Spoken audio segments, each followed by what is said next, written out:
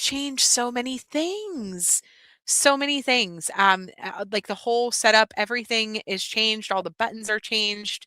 The behind the scenes stuff is all changed. It's all crazy. So I apologize in advance whenever I don't know how to do anything today. But we will kind of buff it out as we're going. This is going to be a shorter live stream than what I intended because unfortunately, it took me forever trying to make my thumbnail and get everything set up because Canva is down, and so I was struggling. Anyways, who cares about me? How are you guys? Hi in the bushes. Hi Ringo. Hi B Tim. Hi Sealed Evidence. Yes, I am doing well. It is a long time no see. Everything is going great. Everybody is doing well. Today, guys, though, we are going to talk about Wynter Wagoner. So BC had kind of brought this case up to me. He brought it up to the Discord really. Uh, Probably, I would say probably back whenever she first went missing, honestly. And I've been kind of tiptoeing around her case. Seal has been trying to fill me in a little bit here and there about some of the details. And so, really, what I want to do, hi, Libby, how are you? Really, what I want to do today is talk about who Wynter Wagoner is and talk a little bit about her missing. Guys, I feel like I am having deja vu. Reading this case, listening to some of the videos that I have listened to on this case, this is Kaylee Jones deja vu all over it. And it's really shocking to me, honestly, how similar both of these cases are. Hi, wannabe sleuthin. I know it has been a while. It has been a very long time. I'm going to try to be more consistent as the winter hours are here. I Yeah, I'm just trying to hear myself all of a sudden. One second. Okay, let me close that down. I didn't even realize I had that tab open. So let's talk about Wynter, though. Let me get her picture up here, hopefully, if I can figure out how to do this. Nope, what am I doing? That is a label. I know, sure, right? It's like the same old story, same old song and dance over and over again, right? No, I should honestly be here more often over time, right? Over time, my work has finally, hopefully, officially died down. Right whenever I said that I was going to be live more consistently last time, my boss literally messaged me. I had sent Seal a message, and he basically had asked me to go full time plus for several weeks, and so I I've been exhausted, really doing all these things. So, okay, how do I even share screen now? Because that's a layout button. Where is this at? Okay, share screen. I found it. All right. Let's at least get her flyer up here while I'm rambling so that you guys can see who Wynter is. Maybe. What a mess. I should have just used Restream because that's what I'm used to right now. Never thought I would see the day that I didn't know. This is good. So there we go. This is Wynter Wagoner, you guys. Wynter B. Wagoner. She is 13 years old as of the date that she went missing on October the 14th, 2025. She was last seen by foster parents, which has been raising a lot of red flags for a lot of people. Anytime that you have a child who is in custody that goes missing or disappears for some reason, uh, has any type of injury occur, of course, red flags are going to go up all over the place because of foster parents alone. However, I want to reserve my judgment until we kind of dive into the details of this situation a little bit more. We're going to be kind of learning about this case together over the last couple of weeks. But what I want you guys to do, if you've heard of Wynter Wagoner before, put a one in the chat. I'm curious how many of you guys have already heard about this. Yeah, the names look wonky. Where on YouTube or on YouTube chat? Right, hit the like button. Yeah, you forgot how to use your debit card because you've been broke for too long. Okay, so Seal has obviously heard about Wynter. I know that BC, if she is here, I know she has also heard about Wynter. They've been kind of following this case over the past, weeks, months. Actually, we're in 2 months now that she has been missing, 2 months and 3 days that this family has been missing their child. So she is 13 years old at the time of her disappearance. She went missing from Orlando area, Rock Castle County, Kentucky. So last seen on October the 14th, 2025, around 6:15 p.m. She is described as being 5'1" and around 147 pounds. She did have long brown hair at the time of her disappearance. And I say it like that because hair can change. Hair color can change. Look at her facial features, though, you guys. Pay attention to the way her face looks in different photos, her different positions, even how she looks on filters and things like that. You might even talk to her on Snapchat or another platform and not realize that you're talking to the same person. But please pay attention, like I said, to facial features, facial structure. We'll try to get a couple different photos up because hair color can change, hair length can change. But she did have blue eyes also at the time of her disappearance. Keep in mind, contacts and things like that are a thing. We have seen multiple different children who have been missing before. Lured away in different situations, maybe left on their own will, but then be placed in situations that maybe they did not want to be in. And sometimes their appearances change, things happen to them so that they are not able to be found. Or maybe they even change their own appearance in order to hide, in an effort to hide where they are and what they're doing. Now, with this, it does say that she also has a piercing in both ears and in her right nostril. Again, more piercings can be added even if she takes them out. Then, you still see that hole there, things like that. As a former foster child who liked to run away, I'm worried about her. We didn't have cell phones back then, but I still kept up with people. Right, right. So that's part of what concerns me about Wynter. And the reason that I say that is allegedly there was a burner phone associated with this case. Um, and with that being said, so she had a device that was taken from her shortly before her disappearance. And she was allegedly also using a different phone that did not have regular connection, but was only able to be utilized on Wi Fi um, to be able to communicate with people and things like that. As soon as today, somebody posted earlier today that she had allegedly, or someone had opened a Snapchat from her account that was sent to her. Hi, Annie Lou. How are you? So let me go ahead and pull you guys over to this summary page, though. Like I said, today is going to be a lot of discussion about the basics of this case. I do want to go through interviews that I have seen done by both her biological father, her biological mother, and then brief news stories and things like that that have been done by the foster family. One thing that I want to stress in these cases that have to do with foster children, the foster family is going to be limited on what types of communications that they're able to do just based off of the law. Foster parents are not allowed to have certain communications about their foster children because being a foster parent, a lot of times, um, you're not allowed to post your child on social media. You're not allowed to talk about that child on social media, things like that, especially if the parents' rights have not been terminated yet for the safety of that child, but also for the privacy of that child and their parents. And so I don't find it as suspicious as some people do about the foster parents not being very vocal about everything. But I know that there are other things going on besides just their vocalness and things like that. And so don't get me wrong, I understand the red flags. We'll talk about the red flags eventually.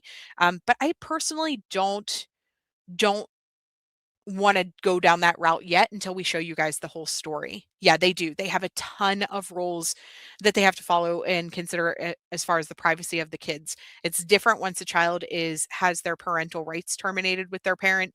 It's also different once that child is actually adopted. But the the actual laws and rules and regulations for them to continue to be able to foster other children in the future and things like that, uh, it does make things complicated in situations like this. There's actually a case that I'm thinking of. Oh gosh, BC, are you here? Her name started with a Q. Oh, I can't think. Her foster parents never said a word on social media, never said a word on anything else. That's funny. That was my cousin's restaurant. He had me making graphics for him.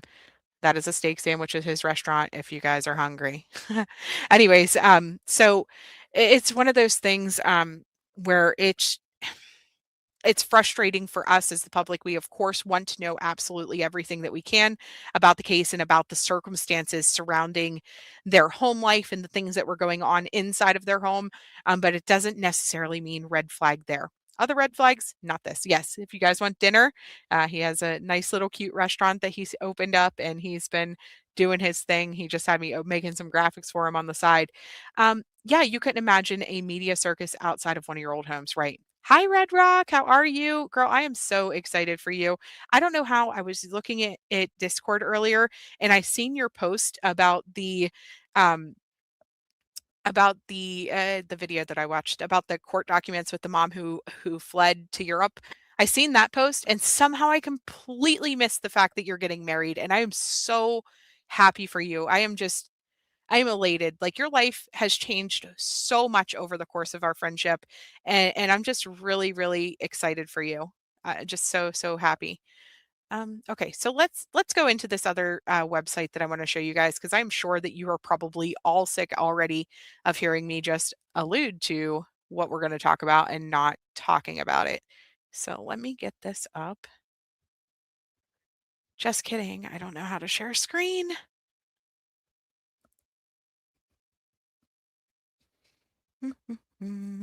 Okay. So this website, Solve the Case, they have taken all of the details that are kind of, mm, I guess, real information, verified information, I guess I should say, and they have kind of put it together in a story form or like a readable form for you if to like quick catch up on the case.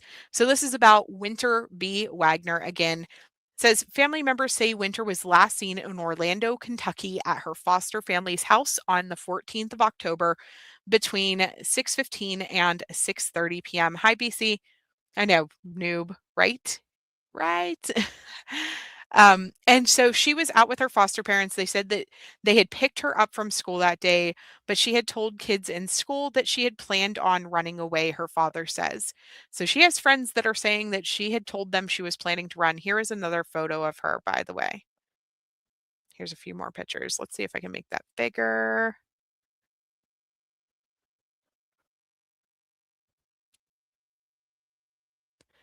Bigger yet. Oh, too big. Now I can't see the words. There we go.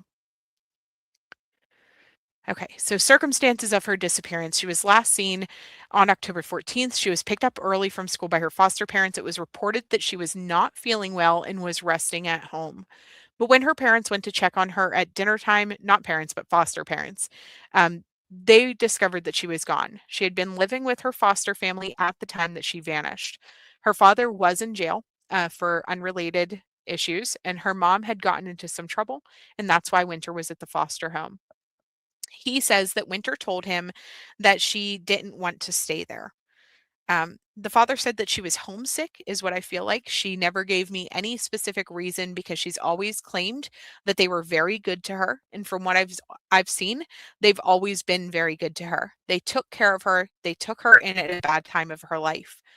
The night she went missing, Winter's dad tells us that she was messaging her cousin about running off to Florida. Now, did she actually run away to Florida? Or was this a ruse to make people think that she was going to be going to Florida while she headed potentially a different direction? Would not shock me. Hi, BC. Good to see you. You're going to hear me say your name about 7 times. Sorry about that. So the night she went missing, though, so she had texted her cousin about going to Florida. The the last text she sent, she told the cousin that she had loved her and that she had to get off, and then she wrote her back and said, "I love you." The foster dad said he checked on her 15 to 20 minutes after that, and she was just gone, nowhere to be seen. So the father tells us that the foster family checked their trail cameras and neighborhoods checked their ring doorbell cameras, but nobody saw anything. So as a kid trying to leave, um, she would have likely been aware of who had the cameras in the areas and who had where the trail cameras were located, things like that. She had actually ran away from this location before and made it about a mile down the road and then called her grandma to come pick her up.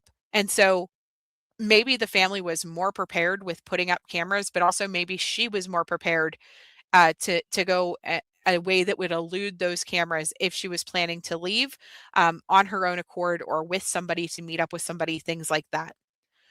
The important thing to note, though, is also she allegedly went missing midday. Now, if there was a foul play scenario, again, playing into the fact that we don't know what happened right now. If there was a foul play scenario, certainly police would have investigated these cameras similar. We have seen people who have intentionally committed crimes and then tried to cover up the evidence, and police always seem to find the evidence that they need to be able to convict the people. In my opinion, if the police suspected the foster parents in foul play, we would already see them proceeding in a way that made that make sense. We would already see them doing crime scene investigation type stuff. We would see likely a crime scene vehicle outside of the house at some point. Maybe different types of interviews being conducted, things like that. I personally don't think that the Rockcastle County Sheriff's Office has a reason to believe at this point that the foster parents are involved, just based off of what I'm seeing. Again, there's other red flags that could have taken place. There's other things that could have taken place, but this is what I'm thinking based off of what I have seen so far. Now, the Rockcastle County Sheriff's Office did announce that investigators have conducted numerous interviews. They reviewed surveillance footage and continued to follow up on tips. They did multiple land and drone searches. And they did say that they will not release information that could compromise the investigation. I haven't followed very many cases in Kentucky. The only thing that I have seen from Kentucky would be to do with Angel Nicole Overstreet's case whenever they did the searches there. And that was very hush hush, the way that they took care of everything to do with that investigation. But we did still see them with their crime scene units.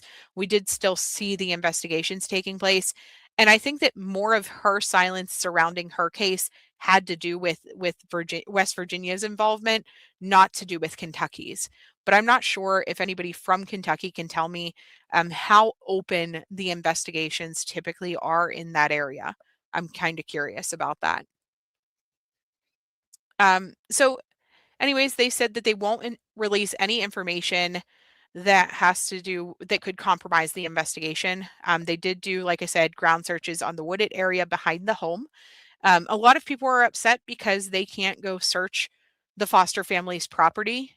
They want to take private parties back there and search, or private crews to do that. I don't think it's necessary. Police have allegedly done the searches back there. Um, and so again, this goes back to Kaylee Jones' case. There was a lot of groups that were really upset that the family would not let the private groups onto their land to search. Um, but I understand the want for privacy, I guess I should say. So one of the family members at the press conference did claim off camera that Wynter had called her first cousin before her disappearance. Now that call is currently being investigated by the FBI, according to this source. Officials said that since she went missing, the Wagoner social media accounts have gone silent. I don't know that. Like I said, somebody today is saying that she did open her Snapchat, so it's hard to say.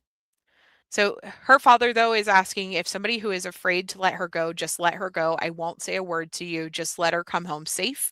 I'd give my life for her. I'd switch spots in a heartbeat. Her aunt said she's not an outdoor girl, so she's not out there surviving in the wild somewhere. She's not like Tanvi. She's not out there living her best life, just chilling in a library somewhere after running away. For those of you guys who didn't follow me back in the day, but Tanvi had ran away from home, hopped a train to a different town, worked on Craigslist, was able to raise funds for herself, then eventually moved herself to Florida and was working again side jobs on Craigslist, all at age 14 to 15 years old, and was missing for quite a while. And somebody actually recognized her flyers and was able to call it in. And she had been sitting in a library just chilling. That is not Wynter, right? Wynter is not doing this. She is not living out in the wilderness somewhere. She did not go out and go out to survive. Somebody has to have her. Somebody has to be letting her live with them or stay with them. Somebody had to have picked her up and somebody had to have removed her from this property. Now, did she get removed on her own accord? Did she struggle? Was there a fight? Was there some type of foul play scenario? All of those questions we still need answered. But this is this case in a nutshell right now. Um, so the police did do a post on Facebook. Let's see here if I can get this up. They've done a couple posts, but not anything since November. And so it's frustrating whenever you see police departments start to go quiet because unfortunately, where do we get the facts of the case for any of these situations? Of course, from the family, from the friends, and from the police department. And unfortunately, we are in a situation where the police at this time have started to go quiet. So that leaves us again with more questions than answers, unfortunately, and leaves us to do nothing but speculate and kind of guess what we think could have happened. So this says, hold on one second. Sorry. I just got a message.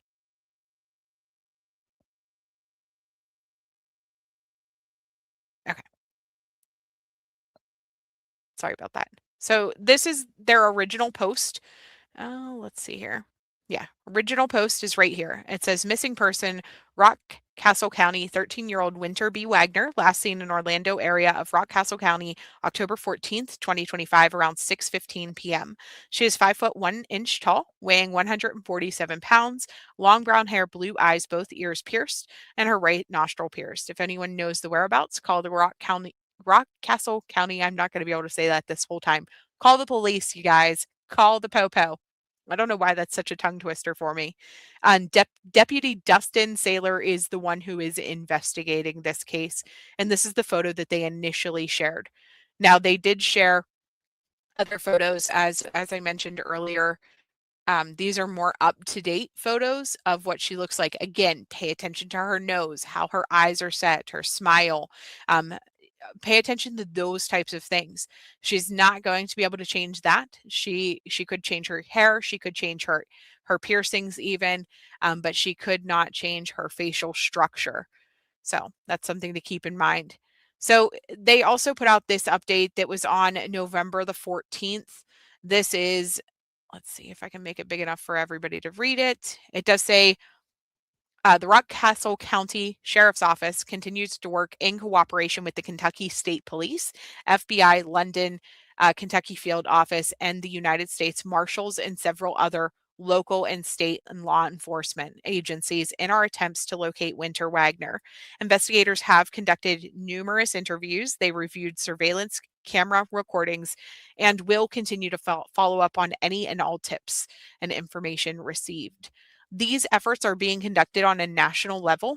Multiple land and drone searches have been conducted with the help of the Rock Castle County Emergency Management Team, a local volunteer fire departments, and local and state law enforcement and civilians. These searches have been conducted in an area where Wynter was first reported missing, along with areas of or other areas of reported sightings. I think I go this way. We continue to communicate daily with the Kentucky State Police, U.S. Marshals, and Federal Bureau of Investigation, along with other agencies, to share information and coordinate efforts to find Wynter. We cannot disclose specific locations, techniques, and technologies being used by federal agencies that are assisting in this investigation. We will not share any information that could compromise the investigation or our goal of bringing Wynter home. Additionally, for reasons of safety and compliance with laws regarding juveniles, we cannot share case information over the phone with persons who are not verified as Wynter's immediate family. Don't call the police to ask them questions, you guys. You have no clue how much resources that waste and things like that. They're not going to tell you anything. I'm sure they wish they could scream all of the information from the mountaintops. However, they can't. They can't. Um, and so, anyone with information, though, if you know something, if you have seen Wynter, if you have any indication or real evidence, real tips, and I say real, don't go to them with a rumor or a speculation. Call them with real information that you have firsthand knowledge of. 606-256-2121, the Kentucky State Police, or your local law enforcement agency. And you can simply tell them, if you're calling your local law enforcement agency, that you're calling about Wynter B. Wagoner. You think of Crystal Rogers, but she was an adult when she went missing. Also, the family pushed hard. You know who else just came to my mind? Oh goodness, the one whose aunt I interviewed that they ended up finding dead in the field. Oh, what was her name? I am like brain farting right now, but there are several cases that come to mind where the families are like, "Hey, something is up." Um, I have to go kind of with Dad's gut on this. He is saying that he does not think that this has to do with the foster family. I don't know. I don't know. I don't know. We don't know what we don't know right now. All we can do is ask questions and look into different information and kind of take a gander at the case as it's unfolding to see what all is going on.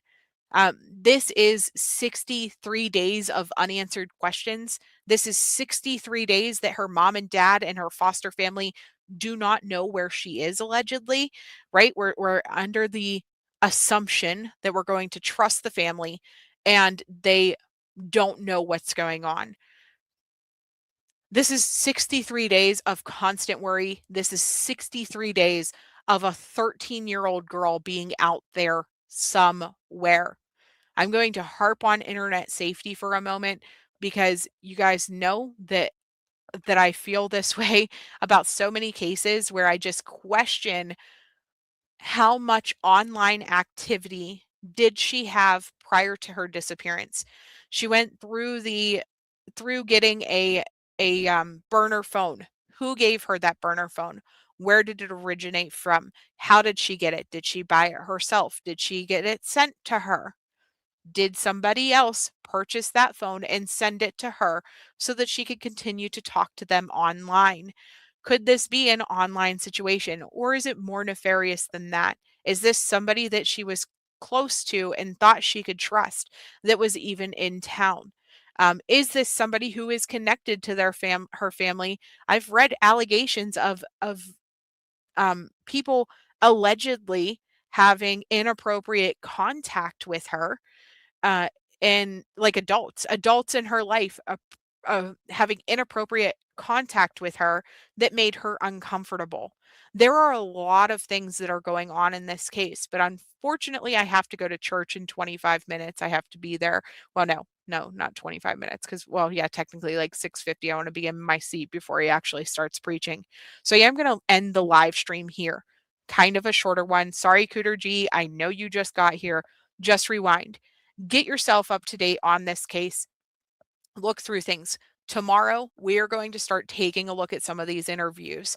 We're going to start uh, listening to what mom, dad, and some of these other news interviews, things like that, have said, and see what we have going on in this case. Yes, I said tomorrow. I mean tomorrow. I promise I will come on tomorrow. I don't know what time, but I will come live tomorrow. Swear it.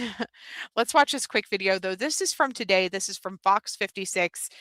Just a quick 1-minute video to kind of close us out to show you where we are at right now. So I know we're going to be live again tomorrow. Fancy. I'm telling you guys, I'm going to try to come back. I literally meant it last time that I said I was going to try to come back, and I'm not even kidding. Ask Seal. It was like maybe 20 minutes after I was live, that my boss messaged me. I was like, I'm going to be live all the time now. And like 20 minutes later, my boss was like, hey, so we need you to work like all the hours, which sucks. But here we go. As of now, presents could sit unopened under the tree on Christmas morning. Holiday season is the best time of the year, you spend it with your kids. It's been hard. She disappeared without a sign, without a trace, and we're just still hoping and praying that somebody comes up with something, That's all we can do is just hope and pray. Leave it up to God. An Amber Alert hasn't been issued for Wynter since she went missing. Now her family says they're working with legislators to push for a new Wynter Alert for missing children. The problem with these alerts, so as you guys know, uh, you can't have an Amber Alert unless there is a direction, a vehicle, suspicion of somebody having her, things like that. They do not do alerts for every missing child. If we if we did an alert for every missing child, we'd be looking at 600 and some thousand alerts a year. Unfortunately, we have that many children that go missing. Um, and I think they worry about people getting, like, exhaustion from hearing constant alarms going off about each missing kid. But I understand the family's frustration. We've talked about this in the past. We had a kid who was missing not too far from me that nobody knew about. I had no clue. I cover missing children, and I had no clue that this kid was missing until I was going through the NCMEC files the one day during a live stream, and I was like, seriously, like that's not even that far from me, and I had no clue, no clue. So there needs to be some type of system out there so that people know to look for these children, because there's just too many that go missing. I know it is a Christmas miracle.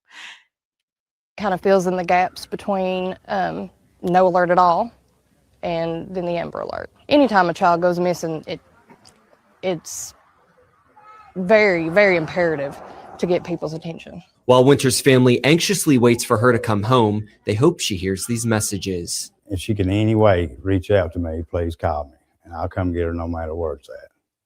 We'll come get you. We don't care. We don't care where it's at. We don't care who you're with. We don't care. We just want to know you're okay. We love you, and we're not going to quit. No matter what you're going through, we'll work through it. But you got to come home. I need you to come home. I love you so much. Anyone with information about Wynter's whereabouts should reach out to the Rockcastle County Sheriff's Office.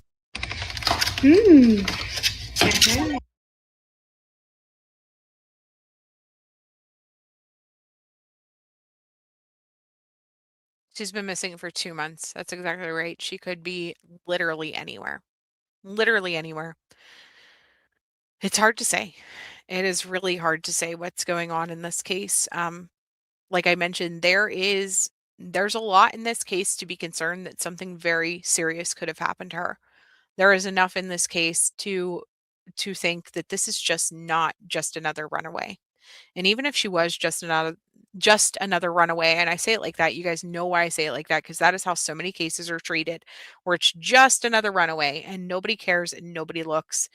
And I want to tell you that we have seen too many cases where these kids leave on their own accord. They go with somebody that they have met on Facebook, or they have met on Discord or a video game or wherever. They've met these individuals through online chatting. They make a plan to leave with those individuals, and then they are not able to come back home. They're not able to return to their family. They're not able, because a lot of times the creep that has them is an older adult that knows that they would face criminal charges if that child ever leaves home before they turn 18, 19 years old. Look into the Alicia Navarro case if you guys aren't familiar. Look at Kaylee Jones's case, where she was able to get out of the situation that she was in after months of being gone. And so, you know, that does happen, unfortunately, more often than not, where these kids leave because they are talking to somebody that they think they can trust, that they think loves them. Um, and then they can't come back. And so, think about that. Wonder if there could be legislation to make it not okay to treat runaways as different. I don't know. I don't know how you solve the issue. I really don't. It's something that I have thought about on multiple different levels, but I don't know what type of change could even be proposed to make it so that this doesn't have to be a constant state by state thing, where you are going from one state to the other trying to develop these different alerts and things like that. Why it can't be a federal type of thing, whenever it has to do with missing children. But I don't know. Yeah, we need more mods. Yeah, do not think so. We don't need no more blue in the chat. We could use a little bit more green though, so hold on one second. Let me get that going. I know I got some of this going that I can add some more green. Wait, how do I do it? How do I do it now? Here we go. Let's add some more green while we're here. No more blue. Every other chat is blue. That's hilarious. I'm gonna have to unmod you guys. But there you go. So let's add some more green to the chat either way.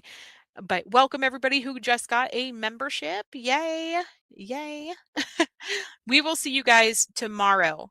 Absolutely tomorrow. I love you all, and keep Wynter in your thoughts and prayers. Wynter, if you're listening to this, if you're watching these different live streams that are being done with you, either here or on TikTok, on Facebook, reach out to your family if you're able. Find a way to make contact.